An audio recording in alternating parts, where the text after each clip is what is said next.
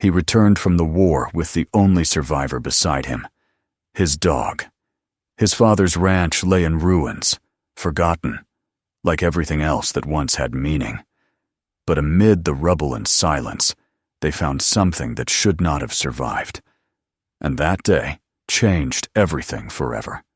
Subscribe to the channel and write in the comments which city you are watching from.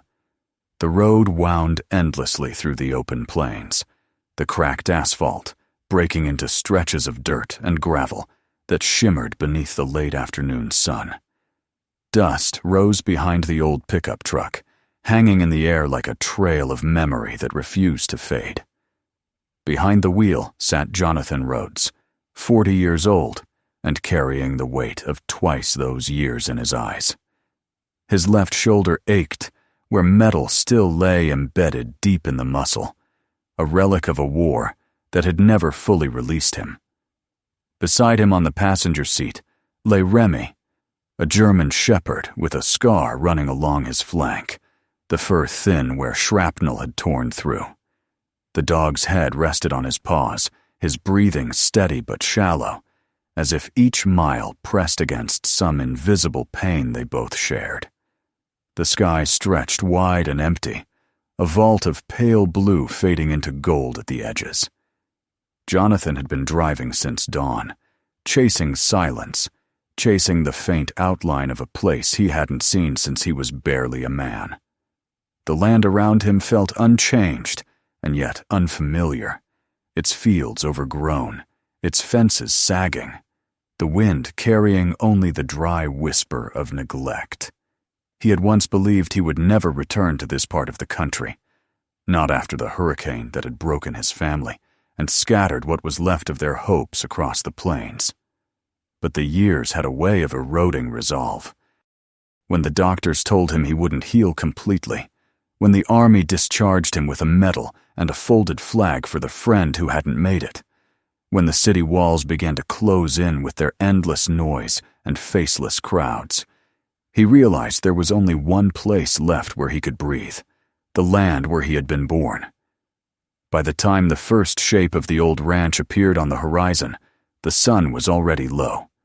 The light painted the world in copper and rust, and what stood before him looked less like a home and more like a skeleton of one. The house leaned under its own weight, the roof half collapsed, the windows gaping black. The barn sagged at its center, and the once white fence had been devoured by the years until only gray bones of wood remained. Grass had swallowed the driveway. The mailbox hung open, a wasp nest clinging to its edge. Jonathan parked near the gate and killed the engine. The sudden silence was overwhelming. Remy lifted his head, ears twitching. Jonathan sat for a long moment, staring through the windshield at what had once been his father's pride, the place where he had learned to ride, to mend fences, to till soil that seemed endless. He thought of his father's hands, rough, strong, unyielding, and how those same hands had failed to hold on to the land when the storm took everything. His throat tightened, a mix of grief and guilt he couldn't name.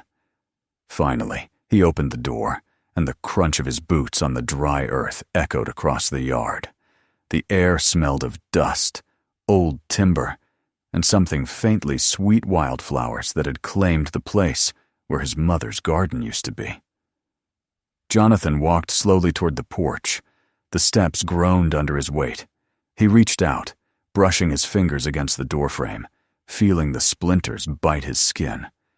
He half expected to hear his mother's voice from inside, calling him in for supper, or his father's steady baritone reminding him not to leave tools in the rain. But the house remained silent. The years had turned memory into echo, and echo into ghost. He pushed the door open. It gave way with a long, low creak. The interior smelled of rot and dust. Light filtered through the broken roof, striping the floor in patches of dull gold. The furniture was gone, either taken by scavengers or consumed by time. Only a few relics remained: a rusted stove, a toppled chair, the frame of an old photograph still hanging crooked on the wall. It was his family, his mother smiling faintly, his father stern, himself a boy of 10 with hair sun-bleached and wild. The glass had cracked across their faces, but somehow it made them seem more real. Remy stepped inside, nose twitching, tail low. He moved carefully, as if he too recognized the weight of the place. Jonathan let out a long breath and sank onto the edge of a dusty counter. "We made it," he murmured. The words sounded strange in the silence, like something fragile trying to take shape. That night, he didn't enter the house again. He slept in the truck, wrapped in an old army blanket, the cool wind sliding through the open window. The prairie stretched endlessly beyond the fence line, the moonlight turning the fields silver. He dreamt of the war of sand and fire, of the sound of helicopters and the cries that followed. He woke more than once to the sound of his own breath, harsh and uneven, until he realized it was only the wind moving through the grass. Remy pressed close to his leg, trembling in his sleep. Jonathan placed a hand on the dog's back, whispering to calm him. They were both still haunted soldiers. When dawn came, the air was cool and heavy with dew. The house looked softer in the pale light, less like a ruin, and more like something waiting to be reclaimed. Jonathan climbed out of the truck and stretched, wincing at the pull in his shoulder. He filled a canteen with the little water he had left and walked toward the barn. It loomed ahead, its double doors hanging crooked. The hinges screamed when he pushed them open. The smell hit him first: mold, decay, and something else. Sharp and unmistakable. Life. He froze. At first he thought it was his imagination, some echo of what used to be. Then came a sound, soft clucking, the shuffle of hooves against dirt. He stepped inside slowly, the light dim and scattered through holes in the roof. Dust floated like ash in the air. Then he saw them. A chicken darted across the floor, feathers ragged but bright. In a makeshift pen of fallen beams, 2 pigs rooted in the ground, their flanks thin yet strong. A cluster of cats perched on the rafters, eyes glowing. And in the far corner stood a horse gaunt, ribs visible, mane tangled with burrs, but still alive. It raised its head when he approached, ears pricked, nostrils flaring. For a moment, the world held its breath. Jonathan's chest tightened as their eyes met. He saw in them something he recognized, the stubbornness of survival, the refusal to yield even when everything else had. He whispered, "How are you still here?" The horse flicked its tail and shifted, not away, but closer. Then, from somewhere behind him, came another sound, the faint padding of paws. 3 dogs emerged from the shadows, lean and cautious. One of them growled low, but it was not a sound of threat. It was warning, mistrust earned by too many years without kindness. Jonathan raised his hand slowly. "Easy," he said, though his voice trembled. "I'm not here to hurt you." Remy had followed him in and stood beside him now, tail stiff, gaze fixed on the strangers. The air thickened with tension until, finally, one of the barn dogs gave a short bark and backed away. The others followed, slinking toward the rear. But they didn't leave. It was as if they were studying him, waiting. Jonathan let out a slow breath. His heart pounded. He had expected emptiness, ruin, silence, but not this. Not life clinging to the edges of death. He spent hours that morning simply standing among them, speaking softly, trying to understand how such a small world could have persisted in his absence. The pigs grunted as they dug through the dirt. The chickens fluttered to the rafters. Even the cats, wary and silent, seemed part of some fragile order that had survived without him. When he finally stepped back outside, the sun had risen high, and sweat ran down his face. He leaned against the fence post, his body aching, But for the first time in years, there was a pulse beneath the pain, a spark of purpose. That evening, Jonathan built a small fire near the porch. He found a rusted tin pot in the kitchen, cleaned it as best he could, and boiled what little water he had. Remy sat beside him, his head resting on Jonathan's knee. Across the yard, the animals settled into the barn, their movements barely audible over the crackle of the flames. Jonathan stared into the fire, the orange light flickering across his hands, illuminating the scars along his knuckles. He thought of his father again, of the man who had refused to abandon this land until the storm forced him to. And he thought of the years he had spent trying to find peace anywhere but here. "I guess we're home," he said quietly. Remy lifted his head, ears twitching. Jonathan smiled faintly. "Yeah. Feels strange to say it." He gazed out across the field, where the grass bent in the evening wind. The sky had deepened to violet, stars flickering to life. There was no traffic, no sirens, no distant hum of city life. Only the sound of the wind and the faint rustle of animals breathing in the dark. For a long time, he simply sat there, letting the silence settle around him. The house behind him was still broken, the barn barely standing, the land cracked and stubborn. But it was alive. Against all reason, against all time, it had endured. And maybe, just maybe, so could he. When the fire finally burned low, Jonathan rose, brushed the dirt from his jeans, and looked toward the barn one last time. "We'll start tomorrow," he murmured. He didn't know exactly what that meant, whether he would fix the roof, mend the fence, or simply stay another day. But it was enough. For the first time since the war, he had somewhere to be, something to save. He walked back to the truck, opened the door, and whistled softly. Remy jumped in, curling on the seat. Jonathan climbed in beside him and leaned back, staring through the cracked windshield at the stars. The night was vast and empty, but not in the way it used to be. Somewhere out there, the land was breathing, waiting. He closed his eyes and whispered a promise, half to himself, half to the ghosts that lingered in the soil. "I won't leave again."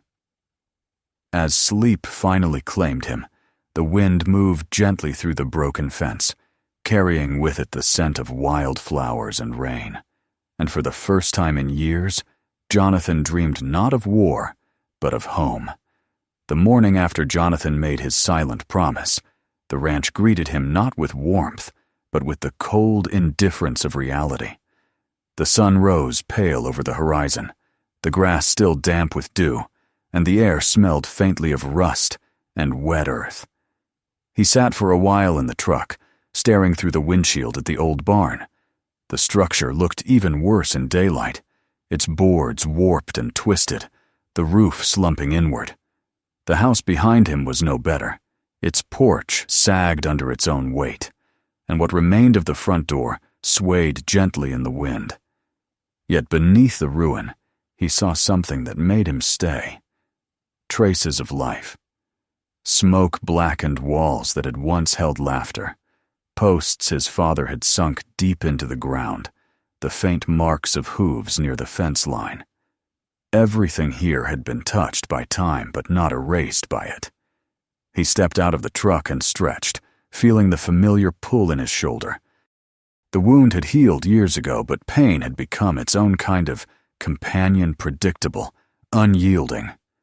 Remy jumped down beside him, his tail giving a hesitant wag. "All right, boy," Jonathan said softly. "Let's see what we've got." Together, they walked toward the barn. The animals stirred as he approached, the clucking of hens, the snorting of pigs, the shuffle of hooves. The dogs inside lifted their heads, watching him with the wary eyes of creatures who had learned to survive without anyone's help. Jonathan spoke to them in a calm voice, the way he had spoken to frightened recruits during the war. "Easy. No one's taking anything from you." He opened the door wider and stepped into the dimness. The day's first task came naturally clear. A space. Find what could be saved. He moved carefully, lifting broken boards, sweeping away years of dirt and straw, uncovering a floor that, though cracked, still held firm. He found an old trough and dragged it out into the light. The metal was rusted through one side, but it might hold water with enough patching. His father's old workbench was still there, buried under debris. Jonathan cleared it off, running his hand over the grooves and stains left by decades of use. He could almost see the man himself there, bent over a broken harness, his jaw set in concentration. He tried the pump near the barn. Nothing. The well was clogged, the handle stiff. For the next few hours he worked to free it, sweat dripping from his brow, the muscles in his back tightening with every pull. When the first murky trickle of water appeared, he laughed, a sound foreign even to his own ears. Remy barked once, startled, and Jonathan reached down to rub the dog's neck. See? It's still here. Everything's still here, just needs a little help. But the illusion of progress vanished as quickly as it came. The roof gave a low groan when the wind picked up, scattering dust over his head. The boards beneath his boots creaked ominously. When he looked toward the corral, he saw that the fence had collapsed in several places. The task before him was staggering, endless. He leaned against a post and let out a long breath. "You sure about this?" he asked the empty air. Remy only tilted his head, tongue lolling. As the day went on, Jonathan began to understand the weight of what he had chosen. Farming wasn't like soldiering. There were no orders, no commander to follow, no mission with an end. Only the steady rhythm of need and failure, of hunger and weather, and the stubbornness of life itself. By sunset, his hands were raw, his shoulder throbbed, and his body felt as if it had been dragged back through the years. He built a small fire near the house again, boiled water, and ate the last of his bread. Across the yard, the animals had settled into quiet. The silence wasn't empty anymore. It was watchful, almost expectant. That night, sleep came fitfully. The wind rattled loose boards, and every creak pulled him back into old memories barracks, mortar fire, the weight of a rifle.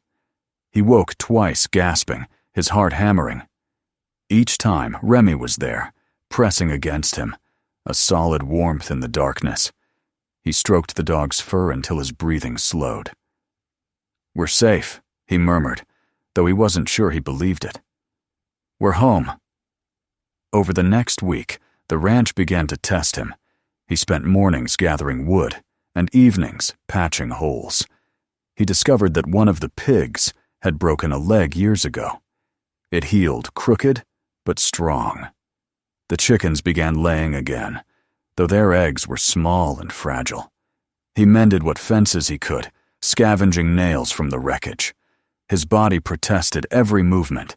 His palms blistered, and the pain in his shoulder worsened until he had to bind it tightly just to keep working. But each small repair gave him purpose. Each sound of life made him forget, for a moment, the noise of the past. One evening, while cleaning the old kitchen, Jonathan's hand caught on a loose floorboard. He pried it up and found, beneath the dust, a small wooden box wrapped in oilcloth. Inside lay a collection of tools and a weathered notebook. The handwriting on its first page was unmistakable, his father's. Jonathan sat on the cracked floor and turned the pages carefully. Most of the entries were about the farm, planting schedules, rainfall, debts, repairs. But as the pages went on, the words became more personal. His father wrote of the storm, the long nights after it, the hope that the land might one day be rebuilt. And then, near the end, one line that struck Jonathan like a hammer. The land will live again only when someone chooses it not for comfort, but for the life it gives back. He closed the notebook and sat there until the sun disappeared completely, the room sinking into shadow. His father had known the farm might fall. He had written those words not as a lament, but as a challenge. And now, sitting in the same room decades later, Jonathan felt as if those words had waited for him alone. From that night forward, he worked differently. He no longer tried to force the land into shape. He began to listen to it instead. He learned where the soil was still fertile and where it had turned to clay. He found that water pooled near the eastern fence after rain-good ground for planting. He cleared the brush, repaired the trough with a strip of metal and tar, and made sure the animals had shelter when storms rolled through. Slowly, they began to respond.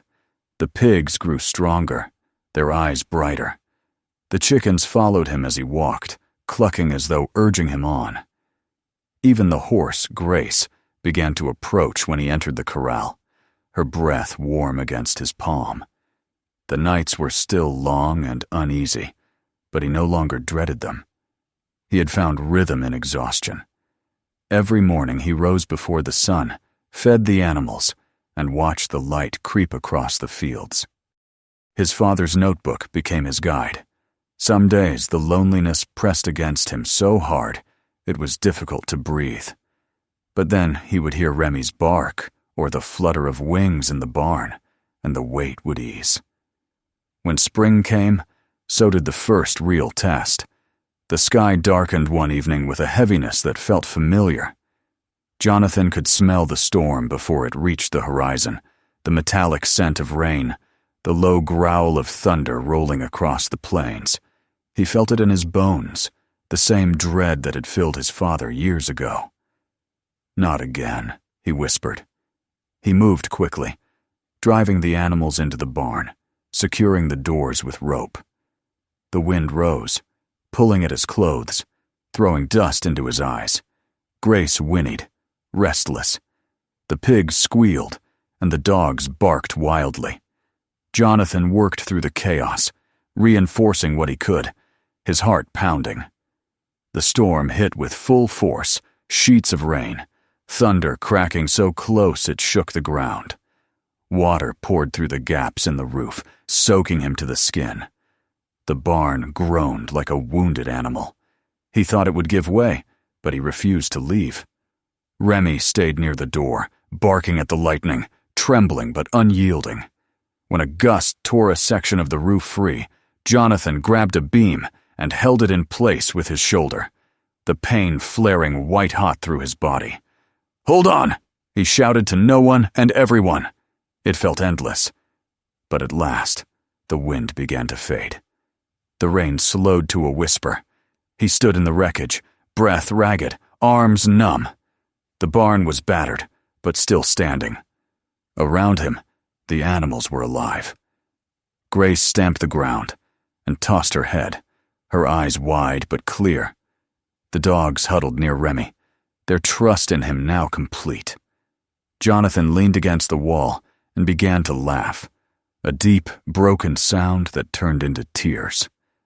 For the first time, the land had tested him, and he had not run. Word of his return reached town before long. The people remembered him, the boy who had left after the storm, the soldier who never came back. They had expected him to fail quickly. Some rode out just to see for themselves. They found him in the yard, hammer in hand, shirt torn, face streaked with sweat and dirt. "Building castles out of ashes?" one man called, smirking. Jonathan didn't answer. He simply nodded once and went back to work. The laughter faded in time, replaced by curiosity. They saw the thin thread of smoke rising from his chimney every evening, the way the field slowly cleared. The fences rose again. A neighbor brought a sack of grain, pretending it was leftover feed. A woman from town dropped off old tools without a word. Jonathan accepted their offerings with quiet gratitude, never asking why. Perhaps they too saw something in the stubborn man and his scarred dog that reminded them of what endurance looked like. Weeks passed into months, and the ranch began to hum with life. The rhythm of it all grounded him. He learned to measure time not in hours or days, but in the movement of light and shadow, the growth of grass, the steady beat of hooves against the earth. Each night, he sat by the fire and read a few lines from his father's notebook before closing it and looking out over the fields. The pain in his shoulder was still there, a dull ache that never fully left, but now it felt less like a burden and more like a mark of belonging, a scar the land itself shared with him. One night, after a long day of work, Jonathan stood at the barn door, watching the animals settle. The sky above was clear again, filled with stars. Grace stood quietly in her stall. The pigs slept in a heap, and the chickens roosted above. The dogs lay in a loose circle near the entrance, Remy among them, his head resting on his paws. The sound of their breathing filled the space like a prayer. Jonathan felt something stir inside him, a peace he hadn't known since childhood, fragile but real. He turned off the lantern and stood there in the dark, listening to the faint heartbeat of the place. He understood then that he was no longer fighting against the land, or the past, or even himself. He was living with it. And in that quiet surrender, he had found strength again. The farm wasn't a monument to what had been lost. It was a promise of what could still endure. When he finally returned to the house, the moon was high, bathing the broken porch in silver light. He sat on the steps, Remy lying beside him, and gazed out at the field stretching toward the horizon. The wind moved gently through the grass, whispering across the land like a voice he almost recognized. He didn't need to understand the words. It was enough to know that he was listening. And for the first time in a long, long while, the land seemed to listen back.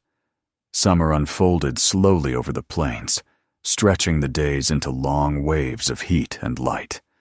The storm that had nearly torn the ranch apart left behind more than broken boards and puddles of muddy water. It left a kind of proof, a quiet declaration that both man and land had survived. For weeks afterward, the sky stayed mercifully clear, and Jonathan moved through each day with the steady rhythm of someone who had finally found his place in the world again. He rose before dawn, when the air was still cool, and fed the animals in the pale light of morning. The hens clucked softly around his boots. The pigs rooted contentedly, and Grace, sleek now and full-bodied, greeted him with a low whinny from the corral. Even the barn dogs, once skittish and half-wild, had become his loyal companions. They followed him from one task to another, their presence grounding him in a way that words never could. Remy, older and slower now, stayed closest of all. The land, too, seemed to sense the change. Grass grew thicker in the fields, soft green where only brittle weeds had once stood. Wildflowers crept into the corners of the yard, their colors small but defiant. Jonathan began to clear new ground beyond the corral, driving his shovel into the soil until sweat ran into his eyes. The dirt was dry and stubborn at first, but beneath the top layer, he found it still rich. His father had once said that the earth only waited for patience. It was true. Day by day, the field took shape, a narrow strip of promise carved out from ruin. By midsummer, the ranch no longer felt like a ghost of the past. It was alive again, and so was he. Yet the scars remained. Jonathan's shoulder still burned on cold mornings, and there were nights when he woke from dreams of gunfire, the smell of sand and smoke pressing in on him. Sometimes he sat outside until the sky began to pale, the dog sleeping at his feet, listening to the wind move through the grass. It always brought him back. The sound reminded him that life wasn't something to outrun. It was something to endure, to nurture, even when it hurt. One evening, when the horizon glowed red with sunset, Jonathan saw the first rider approach from town. It was Sheriff Mills, a man younger than him, but already carrying the careful stillness of someone who'd seen too much. He dismounted near the gate and looked around, clearly surprised at what he saw. "Didn't expect to find all this standing," he said, nodding toward the barn. Heard you'd fixed the place up." Jonathan wiped his hands on his jeans and gave a short nod. "Still a long way to go." The sheriff smiled faintly. "Looks like you've already gone a long way." They walked the grounds together, the sheriff asking quiet questions about the animals, the repairs, the storm. There was no judgment in his voice, only a kind of respect that Jonathan hadn't felt from another man in years. When they stopped by the well, Mills turned to him. "You know, folks in town didn't think you'd last a month out here." Jonathan gave a small smile. "Neither did I." They stood for a moment in companionable silence before the sheriff tipped his hat and said, "The county's been talking about re-registering old properties. Yours still has your father's name on it. It's time we put yours next to it." Jonathan nodded, a quiet sense of completion settling over him. He didn't need the paper, but the thought of his name alongside his father's felt right, like closing a circle left open for decades.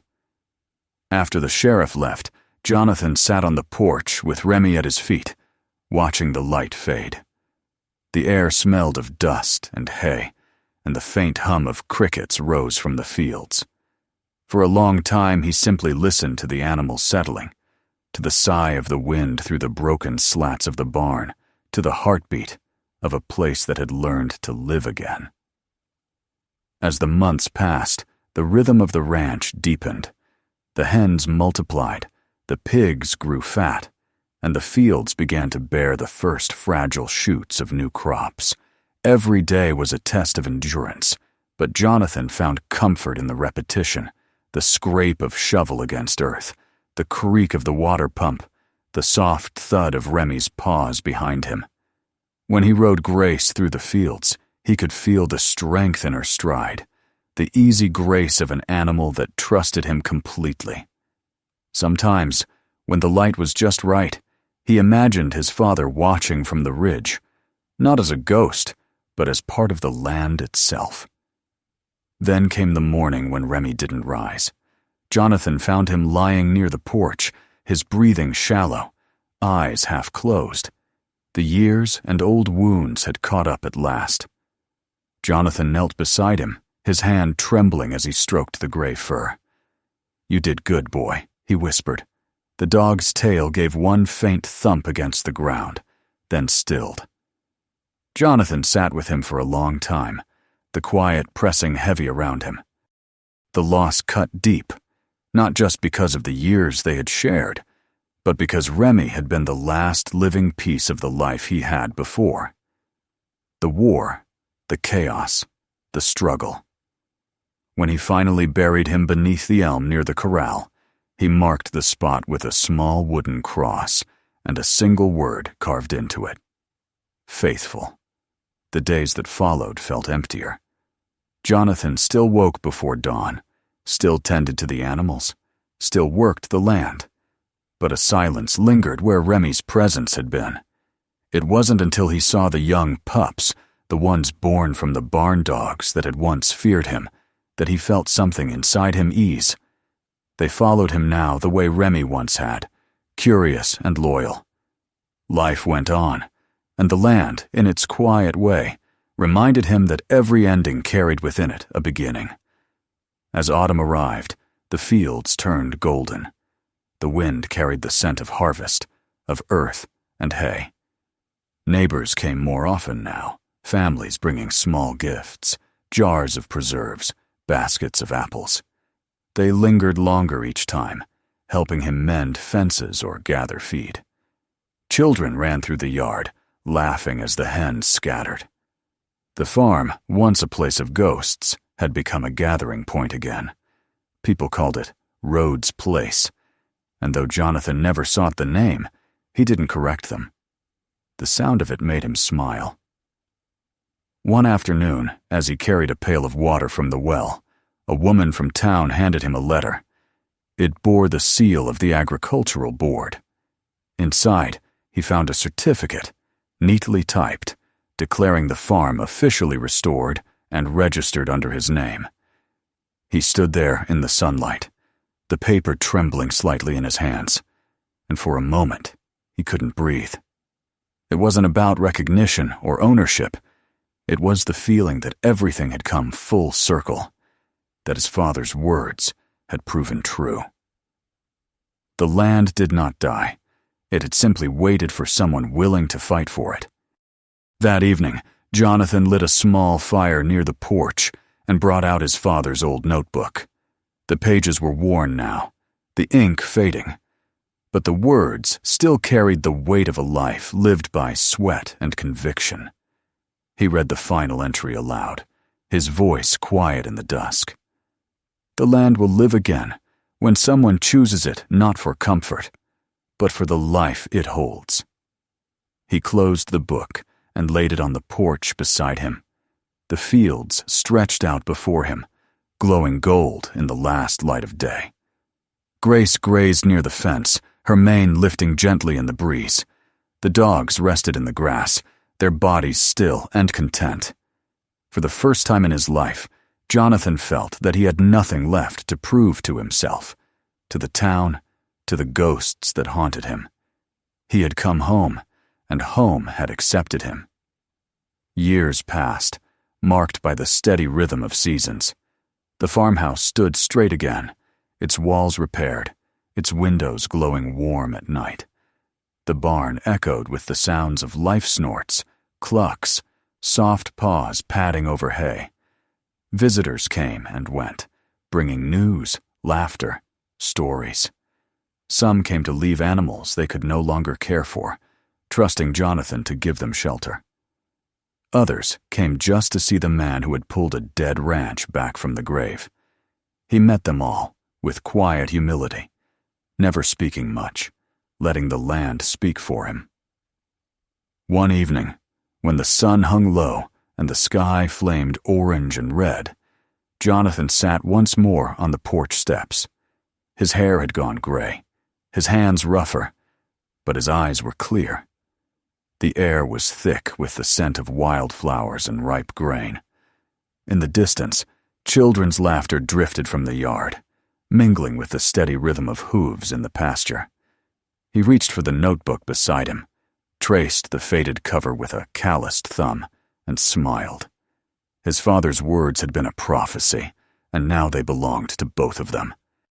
As the first stars began to appear, he looked out across the land that had shaped his life. He thought of Remy, of the storm, of every failure and small victory that had led him here.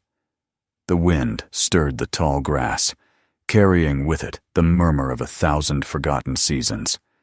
He closed his eyes and let it wash over him. The farm was no longer a wound or a burden. It was a living thing, scarred but thriving, much like the man who had returned to tend it. When the darkness finally settled, Jonathan rose and walked toward the barn. Inside, the animals stirred, greeting him with soft sounds of recognition. He checked the stalls, refilled the trough, and paused by the doorway to look back at the fields one last time. The moon had risen, silver and full, casting light across the land. Everything shimmered, grass, roof, fences, all of it bound together by the quiet hum of life. He whispered into the stillness, "We did it, Dad." His voice caught in the air, barely a sound, but it felt heard somehow. Grace lifted her head, the dogs stirred, and the wind sighed through the rafters. Jonathan smiled, turned down the lantern, and walked back to the house. The porch light glowed softly against the dark, and for the first time in decades, it looked like home. He settled into the old chair his father had built, leaned back, and listened to the night. The farm breathed around him, steady, alive, unbroken. The land had not forgotten, and neither had he. If this story moved you, make sure to subscribe so you never miss the next one. Take a moment to watch the next video waiting for you right now. There are so many more stories to discover. And don't forget to share this video with your friends and family. Some stories are too powerful to keep to yourself.